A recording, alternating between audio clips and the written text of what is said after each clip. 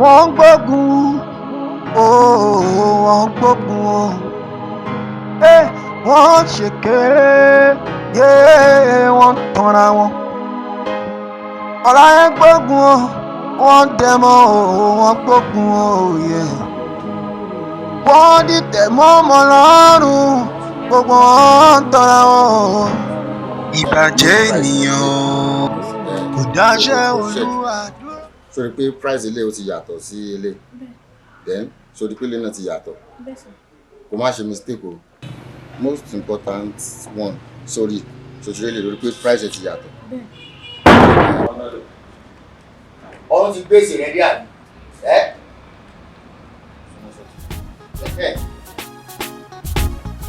hello ìgbolo gbé fóònù sí látàárọ̀ rẹ̀ wàhálà ti wà yáwá ti wà ńlẹ̀ báyìí o yáwá ti wà gidi wàhálà gidi mo ti ń wá pos káàkiri gbogbo ní ọ́fíìsì látàárọ̀ mi ì rí pos yẹn gbogbo everywhere ni mo ti search mi ì rí pos mo dẹ̀ mọ̀ pé láńre òun ló máa jí pos yẹn òun ló máa gbé kí ló hàn lẹ́nu ṣé wọ́n mo bá sọ̀rọ̀ ni. gbégbó oorun wo bó ṣe rí irúkirú ọ̀rẹ́ mo fẹ́ kó ètè resume sọ́fíìsì o ṣùgbọ́n má pẹ́ màá mọ̀ retí ẹ gbégbó oorun òṣì òfófó tí wọ́n mọ̀ bá káàkiri nù kí ló kàn nípa nǹkan tí mò ń sọ. Hey, Mutum! mọ́tò ní kíni. Mutum! ṣé wò ó tí lọ ní kí lọ tún dúró ṣe mẹ́rin. Mutum! Could you get this over Allah? gbogbo wọn tọra wọn. ìbàjẹ́ ènìyàn kò dáṣẹ́ olúwa dúró. ẹni bá fẹ́ wò ṣẹ́jú akàn àpẹẹrẹ tí omi. ìbàjẹ́ ènìyàn kò dáṣẹ́ olúwa dúró. ẹni bá fẹ́ wò ṣẹ́jú akàn àpẹẹrẹ tí omi. ẹ má kí mi. kí pos wà ní hòtẹ́ẹ̀lì wa yìí kó sọnù.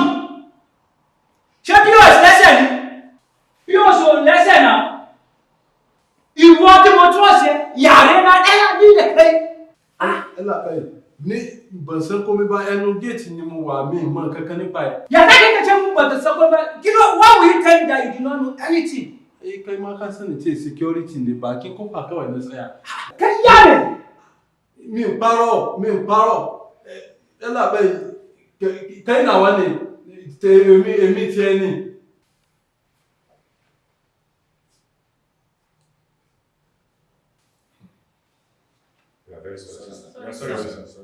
Sorry for yourself.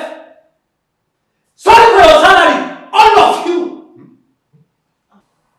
POS tó wà ní gbá yẹn tí ń bá rí ìgbàǹgẹ́ríbá.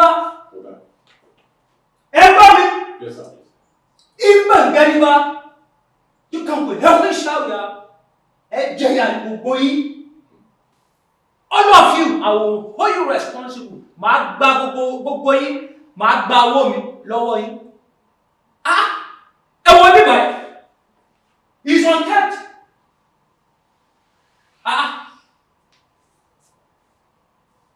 Ẹ wo, nǹkan tí wọ́n jẹ ni. Ẹ wo, nǹkan tí wọ́n jẹ ni. Accountant. Accountant. Kí ni àdínà? Ẹ gbọ́ mi. I want to see you immediately.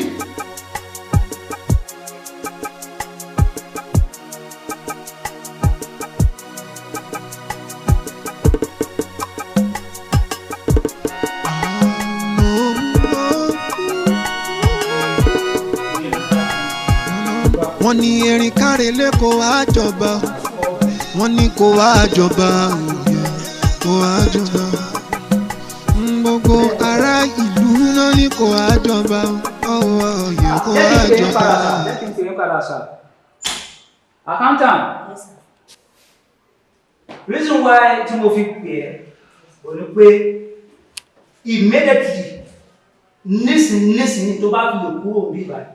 Lost office, every document, account statement, hotel yìí, mo fẹ́ kó record it. Then, account tí POS tó sọnù yẹn, mo fẹ́ kẹ́ pé bank manager nísìn so that wọ́n lè block ẹ̀. That's the main reason tí mo fi pè yín kẹ́ wá.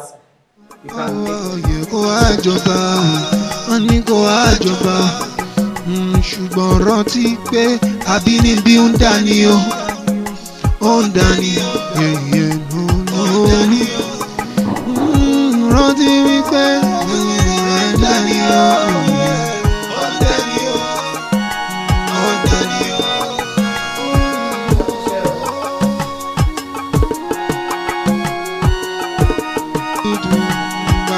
Wà lọ́wọ́ wọn.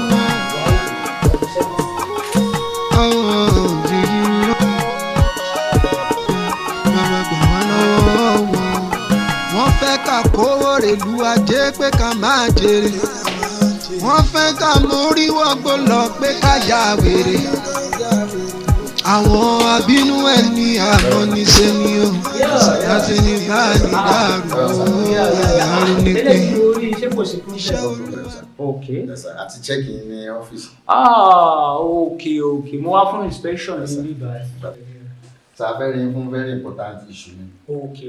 Lórí kéèsì POS. Yeah. Sir, Mr. Ọláríwájú na suspect. Ó gbé POS yẹn.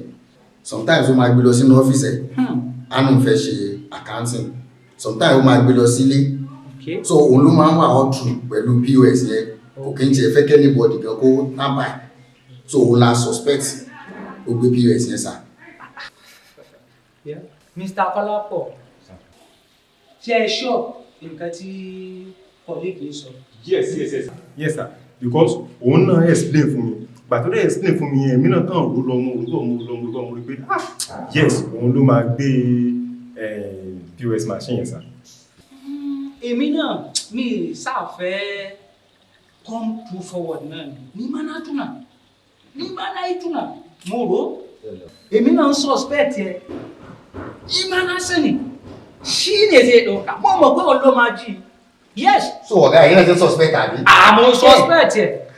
Ó ní. Mo mọ nǹkan tí màá ṣe. Wọ́n fẹ́ ká kówó rèlú ajé pé ká máa jèrè. Láàrin ọ̀pọ̀ people láyé tètè àrùn náà mà. Àwọn abínú ẹni. I know what to do about it. Àti ní báyìí dàrú ní pé iṣẹ́ Olúwa ni iṣẹ́ Olúwa ni ìbàjẹ́ mi yàn kò lè dá dúró iṣẹ́ Olúwa ni ọ̀rọ̀ Olúwa ni àṣẹ. Èmi tí mo rí pé máa ṣorí ire ìbàjẹ́ mi máa lọ́wọ́lọ́wọ́ mẹ́rán náà gbé gbà ó iṣẹ́ olóhùn tó ń ṣe yẹn jẹ́ ọkùnrin ṣe lásán ní ẹ̀ nítorí wípé àṣẹ. Èmi tí mo rí pé orí rẹ̀ mo fẹ́ o. Mo ti bèrè receptionist ló ń sọ wípé wọ́n ní wọ́n ti fún ẹ níwèé pé kó máa lọlé. Mo ṣe rí nìyẹn. Ṣé o mọ̀ nípa POS ni? Ó yẹ kó o trust mi. Mo ṣe dé ọ́fíìsì láàárọ̀ ẹ̀ lọ́gá kọ̀ pé mi. The next thing wọ́n dẹ̀ gbé sack letter lé mi lọ́wọ́. I was just wondering pé ṣé lórí ọ̀rọ̀ POS yìí àbí kò ṣe POS náà ni? Ó yẹ kó o mọ̀ mi. Ṣé máa gbé POS lọlé ni? A máa lọ ta POS. Kí mo fẹ́ fi POS ṣe? Ló wá dológun pé wọ́n á sack mi lórí ọ̀rọ̀ POS. Láti ìgbà tó ń ti fún mi lẹ́tà mi ìgbádùn ara mi mo ṣe wà. Báwo ni yóò ṣe gbádùn ara yẹn? To be sincere, ọ̀gá pè mí pé ta la suspect nípa POS yẹn. Bọ́n ṣe ń dárúkọ tí wọ́n ń dárúkọ ẹrù bọ́ ṣe dórúkọ Ọláríwájú mo ní Ọláríwájú tèmi ò lè gbé POS because òun náà ló manage POS yẹn ló monitor ẹ̀ ọwọ́ ẹ̀ ní POS yẹn máa ń wà all through kí la fẹ́ ṣe báyìí. Ó ti sú mi ó ti sórí. You know what ṣé o lè gbà mí láì kí n lọ bọ́gà kí n lọ bá wọn sọ̀rọ̀. ó mọ bá ti jọ wà ní gbogbo ala nífẹ̀ẹ́ ń bí báyìí kò sẹ́ni tí ò fẹ́ràn ẹ̀ àtijọ́ ń ṣiṣẹ́ tipẹ́ a fẹ́ràn ẹ̀ gidi gan a máa miss ẹ o. Ó ṣe gan. Ọláríwájú you just take care. Mo really appreciate. Sóyè. Mo really appreciate. Talk to ọ̀gá. Ó ṣe gan. So ti gbọ́ kó take care kí family máa pè ẹ́. No problem. Oh my God. Ó ẹni àbá ní kó fẹ́ ní lójú ló bàtà sẹ́nu. Ẹni àbá fọ̀rọ̀ lọ wá láròká ló jẹ́ òwò. Ẹ pàtẹ́wọ́ fún ká yẹn, ẹ pàtẹ́wọ́. ọba láìdá ọ̀rọ̀ Olúwa àṣẹ láyé fi ṣẹ òkè òkè ni wọ́n máa lọ. Sálárì yìí ọ̀rọ̀ ẹ dùn mí gan-an. Kò jọ mí lójú. Àwa là tètè fura. Tí ọlá iwájú bá ń bọ̀ ní ọ́fíìsì bá wo báàgì dáadáa, ó máa wà empty ni. Bó tó bá ń padà lọ sílé, báàgì máa kún ni. Bọ̀ á lè fura. Kí ni? And then, ìjọ́ tí mo mọ̀ pé ó máa ṣiṣẹ́ yẹn lọ́jọ́ tó ń ṣe CCTV. Tí wọ́n ń ṣe CCTV yẹn tó ń rí connect yẹn, ìjọ́ yẹn ló máa ṣiṣẹ́ yẹn. Because kò sẹ́nibọ̀dì tó máa fura. How sure are you wípé òun gangan ló gbé kìíní? Now báyìí nísìnyí èmi ò mọ̀ bóyá òun ló mú o, àbọ̀ nǹkan ló mú. Ìwọ kàn sọ fún mi, òun sọ fún mi tó. Èmi náà kàn ṣáà ń wò pé tó bóyá òun ni, bóyá òun kọ́. Kọ́lápọ̀ mọ́tò káwọ àkárẹ̀ yìí mú. Àná òun ló ṣe nǹkan. Báàgì yẹn, èmi tẹ̀ ti ń fura sí tipẹ́tipẹ́. Bọ̀ mi kàn fẹ́ sọ̀rọ̀ ni. Wọ́n ti lé lọ. Òun ló ń sọ nísìnyí báyìí pé òun ṣiṣẹ́ èèyàn méjì papọ̀. Department yẹn súnmọ́ra wọn lójó. But at the same time, ṣé wàá máa wá gba sálárì méjì papọ̀ ni? Kò ní gba sálárì méjì náà. Kọ́lápọ̀ gbàgbé yẹn. Sálárì méjì ò sí sálárì méjì. My baby, I one and only. Kí ló máa ń ṣe gáà yìí náà? Kí ló ń ṣe gangan? Kí ló ń dùn nú ẹ̀? Wọ́n ní kó má pè mí bébí ẹ̀ mọ́, ṣé mo ṣe ń sọ fún ẹ ni? Orí ló máa pọ̀ ọrùn ló máa kórí. Ó máa rí kí ẹ̀ tó máa bá mi dúró ọmọ nínú ọgbà. Ọ̀wá ní kò ní lọ. Eléyìí kò ti tó sálárì tí ò bá sọ sálárì yẹn méjì fún mi ká máa fún mi tèmi. Eléyìí èyí ti tó sálárì mi báyìí. Ó tó sálárì ẹ̀ bó ṣe wà yẹn. Ò mọ̀ bọ́lá iwájú gan bá mi dùn ọmọ ilé. Jẹ́ kó máa lọ. Sálárì lápá kan, tèmi lápá kan, tiẹ̀ lápá kan, àjọra máa ṣe bẹ́ẹ̀.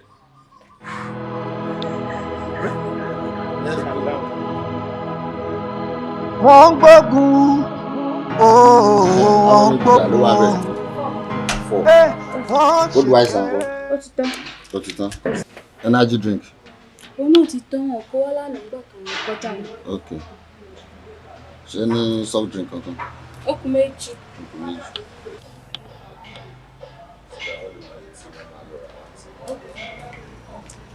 Irú ẹ̀ ló wà. Mo ti check ẹ lọ́fíìsì ẹ̀ náà. Mo ní kí n check ọmọ ibi báyìí. Èmi lọ lẹ́nu ẹ̀ o. So quick. Mo ní àwọn 1 or 2 things láti ṣe nílé jàre. So ti balance pẹ̀lú àkáǹtì ẹ̀. Tó bá dọ̀là máa ṣe jàre o. Mo ní 1 or 2 things láti ṣe nílé. Kò bá dẹ̀ gbéwé àkáǹtì ẹ̀ dání sódà pẹ̀lú POS yẹn kí balance àtòun rẹ̀ wàá ṣe gbogbo àkáǹtì ẹ̀. Orí yẹn sọ náà. Mo ń bọ̀ nà. Jẹ́ kí n lọ. Wọ́n ní erin káre lẹ́kọ̀ọ́ àjọba. Wọ́n ní kó wá jọba. Kó wá jọba. Gbogbo ará ìlú náà ní kó wá jọba. Yẹ kó wá jọba. Wọ́n ní kó wá jọba.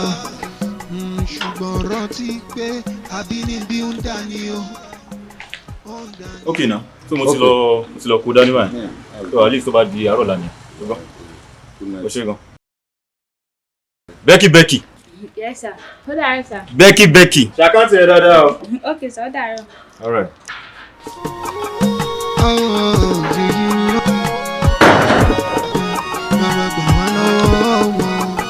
Wọ́n fẹ́ ká kówó rèlú ajé pé ká máa jèrè. Wọ́n fẹ́ ká mórí wọ́gbó lọ pé ká ya wèrè. Àwọn abínú ẹni àmọ́niṣe ni ó. Àṣenìbá ní dàrú ó.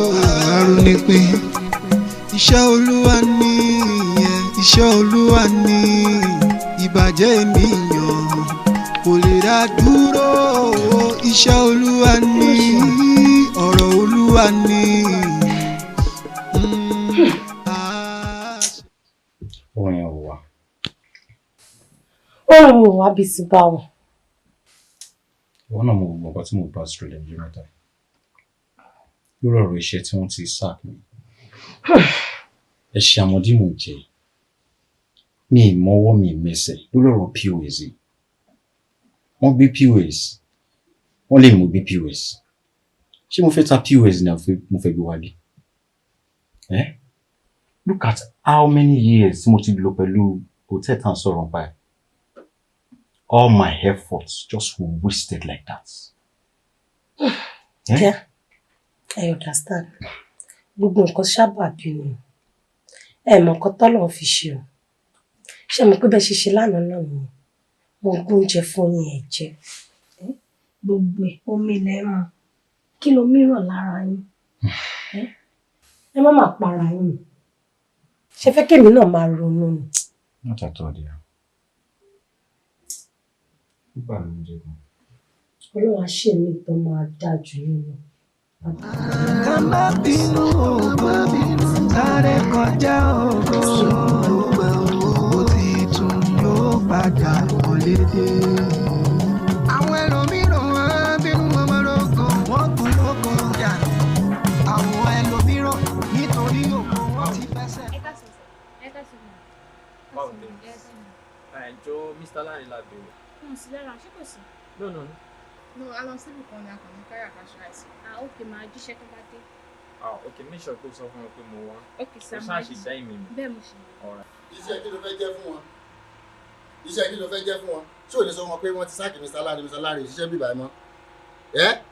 Ọ̀nkú Mr. Lanre òṣìṣẹ́ bíbá ẹ mọ́ ti sáàkì wọn, wọ́n ti dá wọn dúró. Ṣé o fẹ́ kí ni tẹ́ fẹ́ kí ni ká ṣe fún ẹ? Very nice day. Gbéke yìí of Nigeria Limited. Iṣẹ́ kí ló fẹ́ lọ jẹ́ fún wọn? Àṣírí tiẹ̀ náà fẹ́ tú. Tó ti gbọ́? Ọlọ́run fẹ́ sí tiẹ̀ náà síta. Tó ti gbọ́? Ó ti ń lọ ń jọ́ lọ́ba lẹ́yìn àbí? Gbogbo owó tí ó ń kó ń bíbá ẹ. Ṣọ́rọ́ ọmọ tó tẹ̀lé máa yẹn. Àwọn tó ń kówó fún nìyẹn o. Ẹ wàá máa complain. Ẹni tó ń kówó fún nìyẹn. Ìwọ náà tún fẹ́ bẹ̀rẹ̀ bí Mr. Lanre ṣe bẹ̀rẹ̀. Ó ti ní bílẹ̀ lọ́mọ ń pàdé àbí? Mi ò tí ì lọ látọjọ́ tó ti kúrò níbí, ẹ má bínú. Kí ló sọ tẹ́lẹ̀? Ó ti ṣe wáì. Ìlọ́nà fẹ́ jíṣẹ́ fún. Bọ́ọ̀lù ti fẹ́ jíṣẹ́ fún. Mi ò tí ì rí mú látọjọ́ tó ti kúrò níbí o. Continue. Àṣírí tiẹ̀ náà fẹ́ tú. Dáadáa mi ò tí ì rí wọn o. Àṣírí ẹ fẹ́ tú o. Ọ̀gá má bínú sà. Ìbàjẹ́ ènìyàn kò dáṣẹ́ Olúwa dúró. Ẹni bá fẹ́ wò ṣẹ́jú akàn, á pẹ́ létí omi. Wọ́n ní wọ́n kúrú ti fẹ́ jẹ mọ́níjà nígbà ní sí ìjọ wọ́n fi bẹ̀. Òdẹ̀ wọn Haúsá lọ̀gá gbò ló gbọ́ kò gbọ́kàn. Mo ti rán àwọn èèyàn sí wọn wọ́n tẹ bá mi pè pẹ̀lú wọn. Irọ́ ọ̀gá ò gbọ́ sí mi lẹ́nu. Má wọrí, mo ti ní kó dáadáa, má wọrí, má bẹ bọ́gà sọ̀rọ̀. Ṣùgbọ́n pé ọ̀gá náà ò lè tó yẹn. Gbogbo wa la mísẹ̀ within how many days tí wọ́n ti dá ìdúró sí. Gbogbo wa la mọ̀ pé Lanre ò lè ṣe kínní. Kí ló fẹ́ fi POS sí? Oṣù mi POS. láì ṣàbẹ̀rẹ̀. Ọjọ́ tó dẹ̀ sọ kó sọ ní ìgbọ̀n ọmọ sáà nínú ọ́fíìsì ní POS ń wà náà. Ìgbé lọlé, wọ́n máa ní ọjọ́ tí mo gbé lọlé ló sọ nù. Fọkàn balẹ̀. Ọlọ́run ló gbé mi sí bíbá. Ìwọ́dẹ̀ lọ́rẹ́ mi. Fọkàn balẹ̀, máa bọ́gà sọ̀rọ̀. Tí kí ló wà ń bẹ̀, wọ́n á pè ẹ́ padà. Bọ́gà sọ̀rọ̀. Ó ti sú mi kódà mi tẹ̀ mọ́. Hello. Well, sir. Yeah. Manager. That's all. We'll try láti wá ọ̀gá wa. Brother, yes sir. I greet you. Thank you sir. Mo béèrè ọ̀gá lọ́wọ́ receptionist instant. So ní pé ọ̀gá ti travel. Bẹ́ẹ̀ ọ̀gá ò sí lára. Iṣẹ́ tó ń gbé fún fẹ́ẹ̀mù wa pé ká ṣe the auditing. But you know, bí ó ṣe jẹ́ pé ẹ̀yin àti ọ̀gá ni máa ń jọ wá sí fẹ́ẹ̀mù wa. Mo lè fún yín ní one or two information kẹ́ bá mi fún ọ̀gá. So tó bá dẹ̀ dé, we'll discuss extensively. So there's one particular account. Okay. One Mr. Lanre. Yes. Okay. So mo ti gbọ́ pé bóyá ọ̀gá ti sack or something. Yeah, and quite unfortunate, his account is 100% intact. Really? Exactly. In fact, we have overage lórí account Mr. Lanre. Ṣé pé hòtẹ́ẹ̀lì wa ò jẹ wọ́n? Hòtẹ́ẹ̀lì ò jẹ anybody lówó. Owó tí ó yẹ kí ó wà nínú àkáǹtì yẹn gan ó tún kọjá. Bí ká máa wá 5 million ká lè rí 6 million. Ẹ dúró ẹ jẹ́ pé yín rẹ̀ ṣé ṣe pé àwọn gan-an jẹ̀yàn lówó? Wọ́n jẹ̀yàn lówó. His account is balanced and is intact.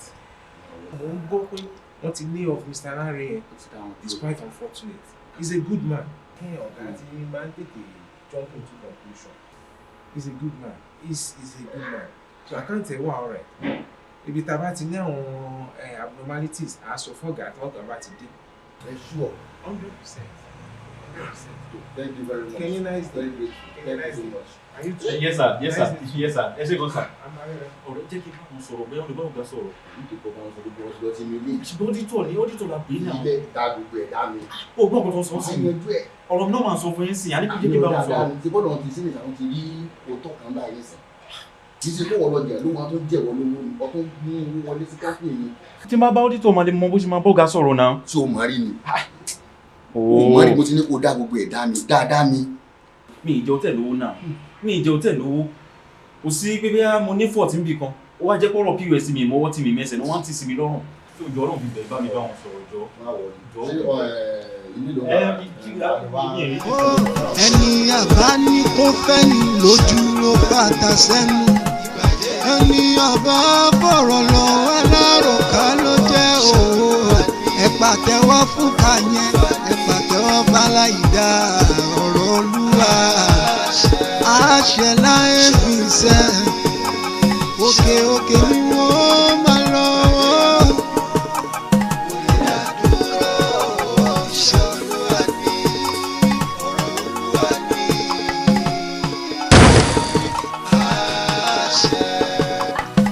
Àwọn afẹ́ni lójú máa kọ̀kọ̀ fẹ́ni.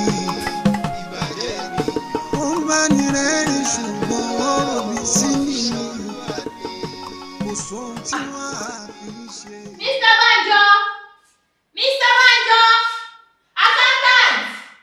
Accountant! APS àti wọ́n láti jọ yìí. POS náà wà lélẹ̀ yìí. Bólẹ́tì. Bí mo ṣe ń gbálẹ̀ bíbá ìwúrí ní kọ́nà ẹ̀. So ẹ̀ tó ń gbá kọ́nà yìí láti bí 2 months. Kódé mi gan-an mo ṣì gbá lánàá. Ẹ̀yin èèyàn ẹ̀bẹ̀rẹ̀ o. Ẹ rí POS ń bíbá yìí. Mo ṣe ń gbálẹ̀. Kí ló ṣẹlẹ̀? Kí ló ṣẹlẹ̀ náà? Sọ Mr. Banjo wọ́n POS náà wá. How come people let you? Ibi tí mo ti ń gbálẹ̀ ní kọ́nà mi mà ni mo ti rí. Ṣé ìgbálẹ̀ ń bẹ̀ lánàá? Èmi fún ara mi bẹ́ẹ̀ ni mo gbá lánàá. Ló dákọ̀rọ̀ àti bẹ̀gẹ́ kí n wo bẹ́ẹ̀ gbé bó ṣe wà. Mr. Banjo, kó lọ dá kíni padà. Kó lọ dá kíni padà. Oh, I thought as much. Ṣebí o ti lé Mr. Ọlárẹ̀wájú lọ. Now you now return the POS now. Wọ́n á sọ fún mi pé kán lọ gbé síbẹ̀ kán lọ ṣe gbé POS yẹn fún. Ṣé mi mo ní ilé iṣẹ́ ni? Ẹ̀yin kọ́ lẹ ní ilé iṣẹ́. Wọ́n máa fi ọ̀gá ọlọ́pàá máa gbé wá sí POS yẹn. Gbèrè lọ́wọ́. Ẹ̀wọ̀ ẹgbà POS. Tẹ̀síwájú ẹ̀. Ẹgbà POS lọ́wọ́. Máa lọ kọ́ ọ̀gá. Yọ̀ọ́ sàmọ́ máa gbé sílẹ̀ kò ṣáà nínú ìwà tí kò tẹ̀lé. Can you imagine? This very man, you're too wicked. Wá fìyà jẹ ẹni tí ó ṣẹ̀. Ààrẹ yóò bèrè ní. Ṣé èmi ni wọ́n dá lé èmi lè dá àjọ sí lọ́wọ́? Ẹ̀ẹ́dà ìwọ ló múra kọ́kọ́ gbà yẹn náà. Ṣé èmi ló ní iṣẹ́? Accountant, you are the next person to hold this thing. Ṣé o mọ̀?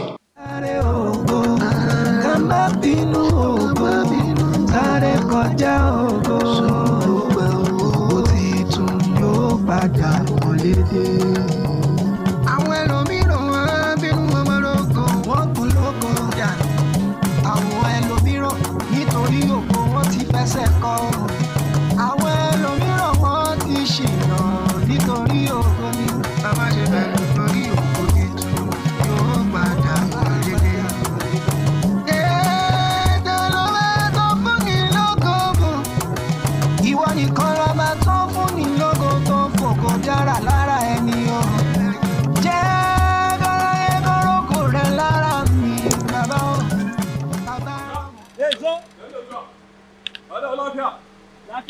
Go and tell all the staff I want to see them now. Yanzu da sorry. Yanzu da so ka gansu.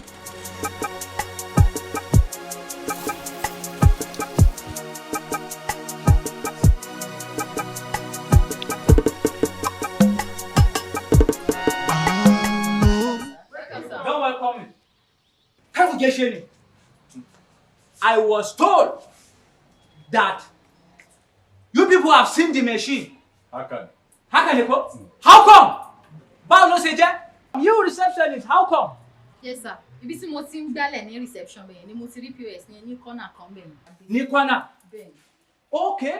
Ẹ sọ pé Mr. Larry tó ti kúrò ní hotel yìí almost 2 months ago ló wá padà fi POS machine yẹn síbẹ̀ àbí? Kò yé mi sir. Kò yé ẹ, kò ní yé ẹ. And you! Masa mi ma o. You came and meet me personally. Kazo ya sa me personally.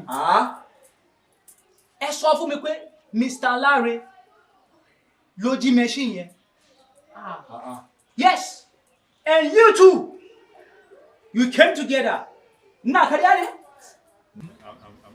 I'm sorry, sir. Sorry for yourself. I'm sorry, sir. He told me it was Mr. Larry that took the POS machine. So, àwa jọ wá sí ọ̀dọ̀ yìí. Òun ló sọ fún mi. Mo wá ní pé kí n wá sọ́dọ̀. Tajima Ganaba, he told me ó sọ fún. Ẹ ti gbọ́ ọ̀rọ̀. Ó ń tì ẹ́ àbí? Okay, let me tell you something. From now henceforth, I didn't want to see you in this hotel again. Please. Pack everything that belongs to you and move now. And you, let me warn you for the last time. This is your last warning. Timba Filebo Inaji. Kana gulma ofofo wani a cikin nan ni biba. Eina emura, eina enlo. Okay. And you, any place tí Mr. Lare bá wà, ẹ gbọ́dọ̀ lọ flush it out. Kó wá resume fún iṣẹ́ yìí with immediate effect. Kájí ni kó baka ji ba? Yes, sir. Kájí kó baka ji ba? Yes, sir. Kai ma kana ji na ko? Naji. Ọ̀gá, please. Mo ní ṣe ti gbọ́ pé wọ́n ọ̀gá láàrin. Kò tán aláṣejù bàbá ṣe tẹ́. Wọ́n gbógun wọ́n gbógun o. Báwo ló ṣe wá jẹ́? Má ṣe rí nìyẹn o. Má ṣe rí nìyẹn o. Come on. Wọ́n ṣe sack nìyẹn gan, I was just still now kò tí ì yé mi. Because ọ̀rọ̀ PS tán sọ̀rọ̀ ń pa mi ìmọ̀wọ́ mi mẹ́sẹ̀ ń pa. Ọ̀bọ̀ ìdẹ̀ ìyarí kan lẹ̀ pariwo káàkiri ọ́fíìsì pé mo jí POS, mo gbé POS. Mi mọ̀ pa POS, nǹkan tí mi mọ̀wọ́ tí mi mẹ́sẹ̀ lẹ́ntì sí mi lágbàdá yẹn pé mi mọ̀ pa irọ́. Ó dẹ̀ mọ ọ̀gá wa dẹ̀ ní góòlù gbọ́ kò gbọ́kọ̀ ọmọ ọgbà Hausa ni. Kò sí bí mi ṣe bẹ́ẹ̀ tó kò gbọ́. Mo tún rán àwọn èèyàn sí kan tó bá mi bẹ̀ the same thing. Bọ̀bọ́ yín ṣáà ń pariwo orúkọ mi pé mo gbèsè. Àwọn tó kù wọn dẹ̀ tún they were still contemplating.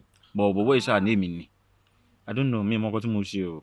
Ó mọ bọ̀bọ́ tójú ẹ̀ máa ń le ní ọ́fíìsì yẹn tó máa ń sọ̀rọ̀ so òun ni mo bá ń join ní sẹ́yìn. Òun náà mo ń sọ, òun náà ló cause gbogbo problem mi fún mi. Òun mo ló ń pariwo orúkọ mi pé mo jí POS. Nígbà tí mi mọ tí mi mẹ́sẹ̀. Even in most cases gan, ó máa ní kí n gbé POS yẹn lọlé. You understand? So bó ṣe wá di ogun pé a wá POS ní ọ́fíìsì tó fi wá jẹ́ pé èmi náà wá mú pé mo gbé POS. Just accept this as a test. You understand? This is just a trying time. Kò sí bá a ṣe máa rìn tí oòrùn ò ní mì. So bí a ṣe rí nìyẹn.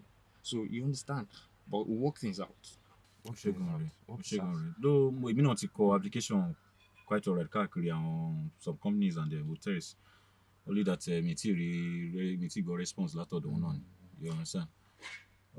Àti máa jókòó lé ìyàwó wà lé catering for the responsibility of the home. There's nothing I can even do for now. Ó jẹ́ kó weak mi. By next week lágbára Ọlọ́run màá bẹ bá ọ̀gá mi sọ̀rọ̀ tó bá jẹ́ pé ó máa ṣiṣẹ́ ń bẹ̀ fún like few times tọ́lọ́run fi máa ṣe tọ́jú ẹ náà ni but at least wàá ṣì máa rí nǹkan kan ṣe náà. Màá really appreciate òjò Ọlọ́run fi bẹ̀ ó mọ̀ kí ṣàtẹ̀ máa jáde láàárọ̀ kí n máa dé lálẹ́ jọ. You're my friend now. All right, no problem. Jẹ́ ká sáré ya ìtúwìn bẹ́ẹ̀ let's eat one of the mo pé ibi tí máa pa ẹ́. Mi ì tí ì jẹ kọ̀ọ̀kan látàárọ̀. Kò ṣe sọ pé ebi ń pa mí ni ebi ń pa mí látàárọ̀. Wàá rí mo ṣe ń sọ̀rọ̀ gan pé mi lè sọ. Òkè ni wọ́n máa lọ.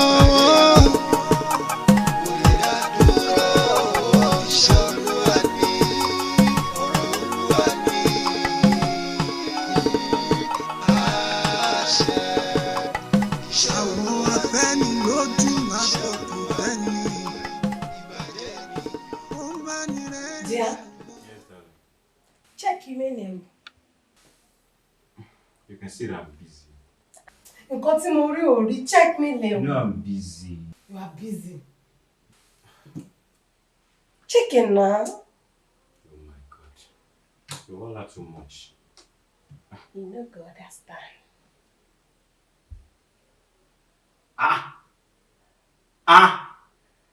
Come this mo ti collect us látọjọ́ lele. Darling, they just called me for an interview. Like seriously? Olúwo ṣé. Oh my. Just come.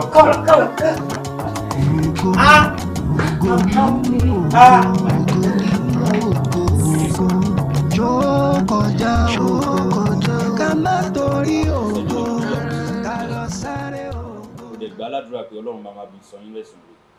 Olóore tẹ́ ṣe fún mi. Mr. Lanre kí làwọn fúnra fún. Ṣé rí bí ẹ tẹ̀ ṣe ń gbáwájú gbẹ̀yìn dípẹ́ mọ̀bírí yẹn ó yà mí lẹ́nu nípa kọ́ńtrátì. Mo rí ìdúpẹ́ wọn lọ́wọ́ yín sà. Ọlọ́run á dẹ̀ bá mi dúpẹ́ lọ́wọ́ yín. Ẹ ṣé wọn sà. ẹ ṣáà make sure wípé ẹ disappoint company wa. Disappoint kẹ̀. Lè disappoint wọn mi sá. Gbogbo ẹ̀yin gan mi ní disappoint yín sá because mo rí tẹ̀ ṣe fún mi lórí ọ̀rọ̀ contract tó fi work out. Mi jẹ́ disappoint company débi tí màá ti disappoint yín sá. Ìyẹn gangan ló wà very important. Tẹ́ ẹ bá ti disappoint, a máa make sure pé à ń recommend yín every time fún irú contract báyìí. Ẹ̀yin nìkan kọ́ lẹ submit the proposal. That series of you tí wọ́n submit the proposal. Ìgbà táwọn bọ́ọ̀dù dẹ̀ wò fínífíní wọ́n rí pé ilẹ̀ qualify. So kí wá ni mo ní ìrìn against yín láti sọ pé ẹ̀ qualify. Congratulations. Tóbi lójú congratulations. Kí la wà fúnra wa fún? Ẹ ṣe gan sá. Ẹ mọ̀ pé gbàtẹ́ ti submit the proposal yín tí a dẹ̀ ti check ẹ̀ àìṣe parí meeting náà ni ní one meeting láwà wọ́n dẹ̀ ti check and you are the only qualified person. So kí la fẹ́ disqualify yín fún? Congratulations once again.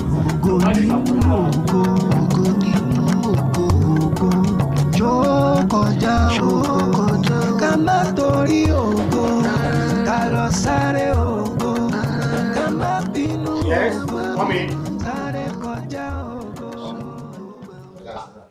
Bájọ́ máa tó jọ mẹ́ta gbogbo lé ńkọ́ bolo tí ń bọ̀. Àtilé ni sà. Àtilé Bẹ́ẹ̀ni sà. ló wá múra báyìí. Okay, no problem. Have your seat.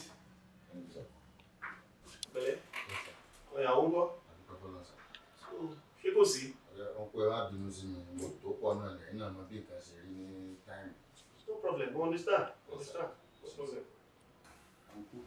Ọ̀rọ̀ tá a sọ ní last time yẹn náà ni mo wá fún. Bánjọ ọ̀rọ̀ pọ̀ tá a discuss. Èwo ló àwọn ọ̀rọ̀ tá a sọ. Èyí tí a sọ tẹ ní àwọn company fẹ́ award contract. Ti contract Bẹ́ẹ̀ni sà. lo ẹ̀ṣẹ̀ wá ń bọ̀ nísìn tí mo pè ẹ́ for over 2 weeks. Oh, pick call me. Oh, they return call. Now you are coming. I think it's late. Because tó bá jẹ́ pé o rìn dáadáa ni, wàá pàdé one young man, one viable young man that just left my office now. Only our board wọ́n award contract yẹn fún. There are many of them that submit their proposal, but that man was the lucky one. So, you coming now? Mi ìmọ̀ kan tó fẹ́ wá ṣe o. So kò lè sí nǹkan tí mo lè ṣe. Uncle.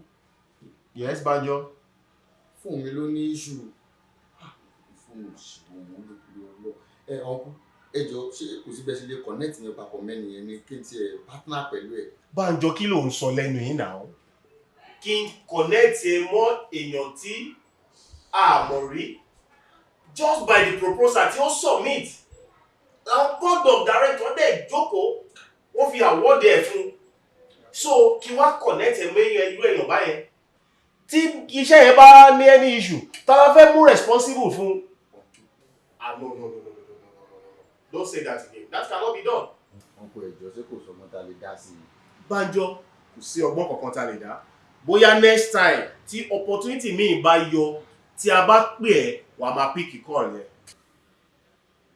Uncle, last time tí mo wá sọ́dọ̀ yẹn. Yes. Mo rí àwọn kan tán gbé mọ́rúwá wọlé mo dẹ̀ mọ̀ pé bóyá ọ̀rẹ́ yín ni wọ́n ẹjọ́ ẹ̀rẹ́ bá mi kọ̀ọ̀nẹ́ ẹ̀bẹ̀ bá mi bá wọn sọ̀rọ̀ bóyá tẹ̀lé gbé mọ́rúwá fèmí náà. Banjo sà. Àkọ́kọ́ náà ṣé o mọ márúwá gùn ni? Mo mọ́tò wà mo lè mọ máṣíìnì náà gùn fún kẹ̀kẹ́ mo lè gùn mọ́rúwá ìṣẹ́jú mélòó máa lọ kọ́. All right.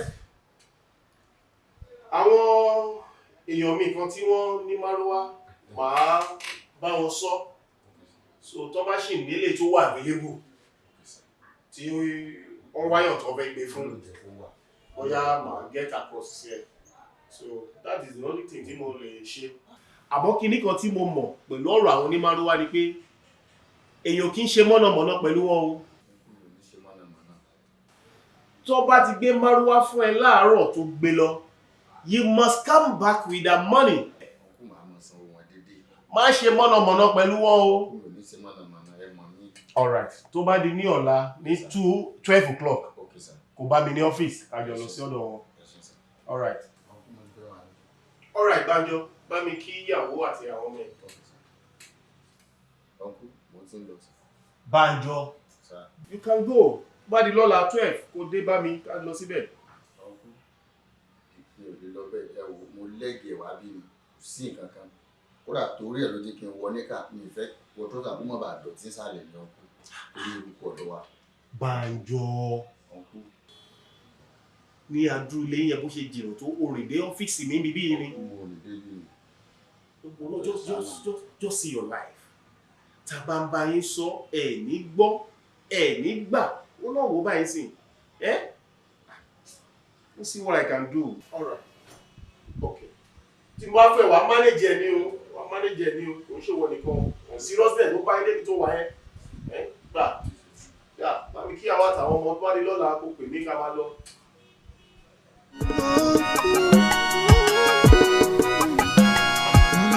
wọ́n ní erin kárelé kó wá jọba wọ́n ní kó wá jọba kó wá jọba gbogbo ará ìlú náà ní kó wá jọba ọ̀yẹ̀ kó wá jọba wọ́n ní kó wá jọba ṣùgbọ́n rántí pé àbínibí ń dání o ó ń dání yẹ̀yẹ̀ ló ní rántí wípé.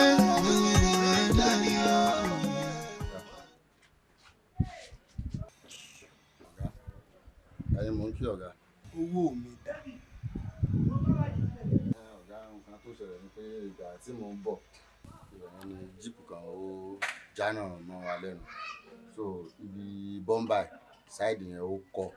àwọn ń fà àwọn lọ́pọ̀lọpọ̀ àwọn èèyàn sábà wá dá sí ẹni tó fẹ́ máa gbé mi lọ sí station so àwọn èèyàn sábà ní pé kó jọ nítorí tọ́lọ́ pé kó wò mí ṣe òun náà sì bójú àrùn wò mí àwa lọ sí bọ́m̀bàì so ìgbà tí mo tún wá ń bọ̀ ni mo wá notice pé ibi táyà àti àfikọ́ ńbẹ̀ ọ́ìlì bíi grease ẹ̀ ó ti jò mo tún wá lọ ra ọ́ìlì míì àtún fi sí ọ̀gá mi níbi wá ṣàlàyé fún mi. lẹ́nu kan dé òòrò owó kó wá. òun náà mo ní kí n ṣàlàyé fún yín tí n bá ṣiṣẹ́ ní alẹ́ ìní láàárọ̀ la ìgbà tó bá fi dìrọ̀lẹ́ so ìgbà tí ilẹ̀ ó bá fi ṣú màá lè kó owó wa ọ̀gá màá jára mọ́ṣẹ́ yẹn gan. ọba ṣẹjẹ kó dọ̀tún la.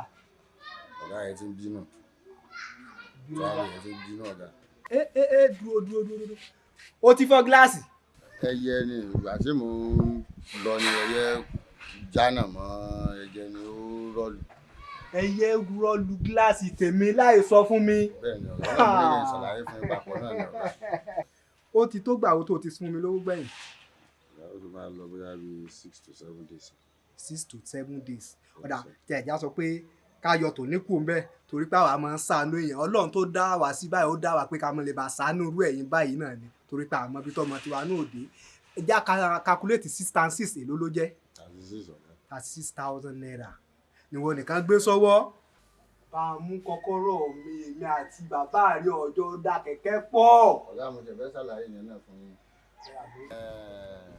mo páàkì kí n kàn gbèrò ní ẹ̀gbẹ́ títì ní àwọn yellow fever wọ́n ṣe wọnú kẹ̀kẹ́ mi nù wọ́n sì yọ kọ́kọ́rọ́. ó sùn ẹ̀wọ̀n. ọ̀gá mo ní kí wọ́n á sọ bóyá spare key wà ní pé sódà wà nínú ìlú. sórí ibi tó o bá dé yìí ó tẹ̀ ti kọ́kọ́ dáná kọ́kọ́ lọ pé mọ̀lẹ́bí ẹ pé kí wọ́n á bọ̀ ní police station. ó ti dá mi lójú pé àní ò sí ń bẹ̀ ó sùn ẹ̀wọ̀n. ọ̀gá lè bá mú mi níbẹ̀ náà lè gbà mí. èmi ó gbà ọ́. ọ̀gá kò sẹ́yìn. èmi ó gbà ọ́. èmi ó gbà ẹ́. ọ̀gá fún ọ̀gá. èmi ó gbà ẹ́ ó sùn ẹ̀wọ̀n wọ́n sọ kí mi nù.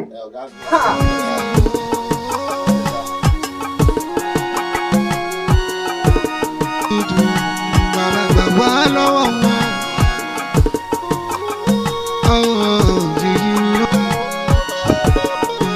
bàbá gbà wá lọ́wọ́ wọn. wọ́n fẹ́ ká kówó rèlú ajé pé ká máa jèrè. wọ́n fẹ́ ká mórí wọ́gbó lọ pé ká yá wèrè. àwọn abínú ẹni àmọ́niṣe ni ó àṣẹnigbàní dàrú àrùn nípìn. iṣẹ́ olúwa ni iṣẹ́ olúwa ni ìbàjẹ́ ènìyàn kò lè dá dúró. iṣẹ́ olúwa ni ọ̀rọ̀ olúwa ni àṣẹ.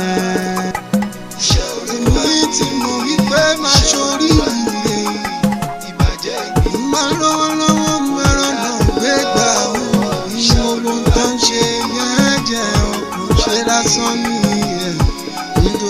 wípé àṣẹ. Èmi ti mọ̀ wípé oríire mo gbé wé o. Ọ̀tá kan tọ́ra wọn wọ́n ṣe lásán nù o. Iná Ọlọ́run kò máa jó gbogbo wọn yèyí ni ó kùnà àṣẹ yèyí. Iṣẹ́ Olúwa ni. Wọ́n ní pé mi ò lè rí ibi tí mo gbé gbà ọ́. Wọ́n ní mi lè rí ibi tí mo ń ṣe sí.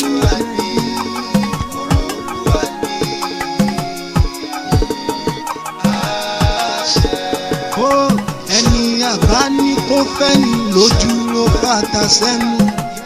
Ẹni àbá fọ̀rọ̀ lọ wá láròká ló jẹ́ òwò. Ẹ pàtẹ́wọ́ fún kàyẹn, ẹ pàtẹ́wọ́ báláìdá ọ̀rọ̀ Olúwa. Àṣẹ láyé fi sẹ́, òkè òkè ni wọ́n máa lọ.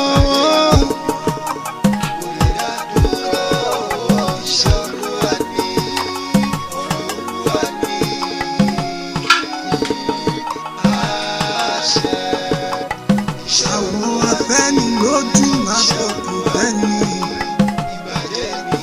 Ó ń bá ní rẹ́rìn ṣùgbọ́n ó rò mí sí nínú. Kò sóhun tí wọ́n á fi ń ṣe máa lálùyọ máa tayọ. Iṣẹ́ Olúwa ni sẹ́, iṣẹ́ Olúwa ni ìbàjẹ́ ènìyàn kò lè dá dúró. Iṣẹ́ Olúwa ni ọ̀rọ̀ Olúwa ni ìrọ̀rùn àṣẹ. Ògo ká lọ sáré ògo, ká má bínú ògo, sáré kọjá ògo. Ògo titun yóò padà wọlé dé. Àwọn bíbí ò tí dé. Wọn ò tí dé sá, wọn ò tí dé. Òkè tó bá dé jọ, jẹ́ kí wọ́n wá ní lọ́fíìsì. Ok sá, ok sá, ok sá. Láre.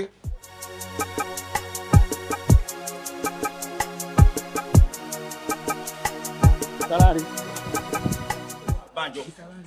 Bánjọ rèé. Báwo ni tí? Ó lágbára o. Èwo ló wá ṣe mí báyìí? Ẹsẹ̀ ìṣẹ̀lẹ̀ ẹ dákun ẹ dáríjì. Gbogbo ohun tó ṣẹlẹ̀ lọ́hùn mo mọ̀ pé gbogbo ẹ̀ lè ti máa gbọ́ pátá. Ẹ dákun ẹ dáríjì. Ẹ ṣàánú fún mi. It's not up to that now. Akátá ti ṣàlàyé gbogbo nǹkan tó ṣẹlẹ̀ fún mi, quite alright. But bygone is bygone. Nǹkan tó ti kọjá lọ nìyẹn. Ó ti yé ń sìn. Now look at it. Even ọ̀gá ẹ̀ tó ń bá ṣiṣẹ́ gbà yẹn, he still came here. A sì jọ sọ̀rọ̀ nínú bar ní last week. You understand? Concerning this project in Abuja. Ní ọ̀gá ta ṣe. Bẹ́ẹ̀ mo sọ ọ̀gá Hausa yẹn gangan. We are still together. So forget about it. Kí ló ṣẹlẹ̀? Wá ṣe wá bí mi. Iṣẹ́. Vacancy ni mo máa ń rí níbí báyìí níbi last 2 weeks ago ni mo wá tẹ̀lé pé kí n tiẹ̀ wọ́ bí wá lónìí. Síbi ilẹ̀ ti manage mi. Ibi báyìí kan lára àwọn oore tí Ọlọ́run ṣe fún mi ni. I still have like 2-3 of it in Abuja and in Lagos sef. Eléyìí ṣì kéré ní gbogbo àwọn oore tí Ọlọ́run ṣe fún mi. Àwọn tó rí bẹ́ẹ̀ àwọn ra àwọn tá a ṣe gbà nìyẹn. You understand? They are even doing their training because tó bá notice wá rí pé òun gbáriwo. It's because of the next extension tá à ń ṣe lẹ́yìn lọ́hùn. So àwọn ló dé máa bẹ̀rẹ̀ iṣẹ́ lọ́yìn. That's why. So ẹ kò tẹ̀ wá tètè wá ń sìn from better but you should understand. But fọkàn ẹ balẹ̀, ṣùgbọ́n sìn, I will make sure that I get you a job. Tó fi lè wá síbi tí mo dẹ̀ fi lè rí ẹ o, Banjo Abba, just put your mind at rest. I will even give you my complimentary card. Mr. Lanre, àbí nítorí nǹkan tó ṣẹlẹ̀ lọ fẹ́ gbà mí. This is my card. You understand? Just call on me. You will still get better offer. You understand? If you POS máa ṣe dáńsọ, a padà rí àmọ́ àmẹ́ni tó gbé. Àmẹ́sì ló yá mi ló ń gbà. Nǹkan tó ti ṣẹlẹ̀ Banjo. Accountant ṣàlàyé gbogbo ẹ̀ fún mi. You understand? But bygone is bygone. Nǹkan tó ti ṣẹlẹ̀. You understand? But I will make sure that I try my best and get you a better job. Sí nǹkan kan bí mo ṣe rò ní mo rò. Sí nǹkan kan lára mi bí mo ṣe rò ní mo rò. Kódà kò sí fóònù lọ́wọ́ mi, fóònù ìyàwó mi gan mo yá pé kí n ṣe fi wá in case wọ́n máa fẹ́ gbà nǹkan. Okay, no problem. Fún mi ní account number. I will make sure I send you something. Ìlàyé ò lè tó yẹn Banjo. Ó ti ṣẹlẹ̀, ó ti kọjá lọ nìyẹn. All right. So kó tó kúrò mi báyìí wàá receive alert. A ní nǹkan tó má worry Banjo, we are all together. Ó ti yé ń sìn. I will make sure I find you a job. Don't worry. Ó ti yé. Pẹ̀lẹ́. Jọ pé mi o. Make sure you call me. Ààrẹ the change Yorùbá ti parí ọ̀nà ní ìwà rí ilẹ̀ sọ́ọ̀mù ènìyàn. Bó ṣe rí nígbà adúrú nǹkan tí mo ṣe fún kódà òun ju ẹni tó yẹ kó de ajá sí lọ kí ajá lé mi kúrò níbí. Ẹni tá a bá ti bí a ti bí dáadáa ná. Èèyàn náà gbóògùn orílẹ̀ ẹlẹ́jọ́. Wọ́n ní erin kárelé kó wá jọba, wọ́n ní kó wá jọba, kó wá jọba. Gbogbo ará ìlú náà ní kó wá jọba, ọ̀yẹ̀ kó wá jọba, wọ́n ní kó wá jọba. Ṣùgbọ́n rántí pé àbínibí ń dání o, ó ń dání, yẹ̀yẹ̀ ló ní. Rántí wípé ń dání o, ó ń dání o, ó ń dání o.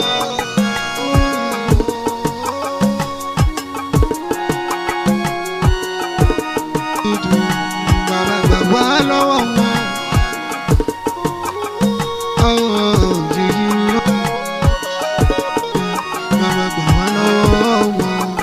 Wọ́n fẹ́ ká kówó rèlú ajé pé ká máa jèrè. Wọ́n fẹ́ ká mórí wọ́gbó lọ pé ká yà wèrè. Àwọn abínú ẹni àmọ́niṣe ni ó. Àṣenibáni dàrú ó. Àrùn ni pé iṣẹ́ Olúwa ni iṣẹ́ Olúwa ni ìbàjẹ́ ènìyàn kò lè dá dúró. Iṣẹ́ Olúwa ni ọ̀rọ̀ Olúwa ni àṣẹ. Èmi tí mo rí pé máa ṣorí ire ìbàjẹ́ ènìyàn máa lọ́wọ́lọ́wọ́ mẹ́rán náà gbé gbà wọ́n. Iṣẹ́ olóhùn tó ń ṣe yẹn jẹ́ ọkùnrin ṣe lásán nìyẹn nítorí wípé àṣẹ. Èmi tí mo rí pé orí